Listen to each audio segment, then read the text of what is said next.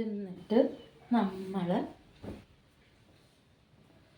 സ്ഫടികത്തിൽ ഇങ്ങനെ മോഹൻലാൽ മുണ്ടോഴിനെ പോലെ നമ്മളിങ്ങനെ ഉടുത്തിയിട്ടാണ് പണി ചെയ്യുന്നത്. അപ്പോൾ പാത്രം കഴുകുമ്പോൾ ഇവിടെ ഒന്നും വെള്ളമാകില്ല. ആയാലും ഈ നൈറ്റ് കേടുവരില്ല. നൈറ്റിൻ്റെ വയറിൻ്റെ അവിടെയാണല്ലോ കേടുവരുന്നത്, അത് കേടുവരില്ല. അപ്പോൾ ഞാനൊരു ഏപ്രോൺ വാങ്ങിച്ചു കേട്ടോ. ഏപ്രോൺ വെച്ചാൽ അറിയാലോ. ആ സാധനം വാങ്ങിച്ചപ്പോൾ അത് ഇട്ടിട്ട് പണി ചെയ്യുമ്പോൾ ഒരു ചെറിയ ബുദ്ധിമുട്ട്. സാധനം കാണിച്ചു തരാം.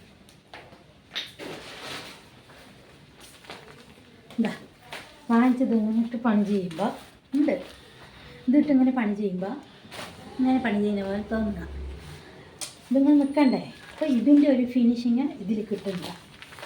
അപ്പോൾ നമുക്ക് ഇതിനടുത്ത് ഇങ്ങനെ വീശിയിട്ട് നമുക്ക് നല്ല ഫ്രീ ആയിട്ട് ഉടുത്ത് പണി ചെയ്യാമല്ലോ. ഫ്രീ ആയിട്ട് പാത്രം കഴിയുമ്പോൾ എടുക്കുക, അങ്ങനെ എടുക്കുക, എത്ര പണി വേണമെങ്കിലും ചെയ്യാം. അതാണ് കേട്ടോ ഗൈസ്. അപ്പോൾ ഇതാണ് എൻ്റെ സ്ഫടികം മുണ്ട്. ഇത് എടുത്തിട്ട് പാത്രം കഴുകിയിട്ട് വരാം കേട്ടോ. അപ്പം നമ്മുടെ സ്ഫടികം മുണ്ട് എങ്ങനെയാണ് ഉണ്ടാക്കണം എന്ന് വെച്ചാൽ, നല്ലൊരു പഴയ നൈറ്റി എടുക്കുക, അതിൻ്റെ സിബിന് തൊട്ട് താഴെ വെച്ച് കുറന്ന് നേരെ ഒരു വെട്ടിയിട്ട് അതിന് രണ്ടായി ഷറന്നൊരു ചീന്തുക.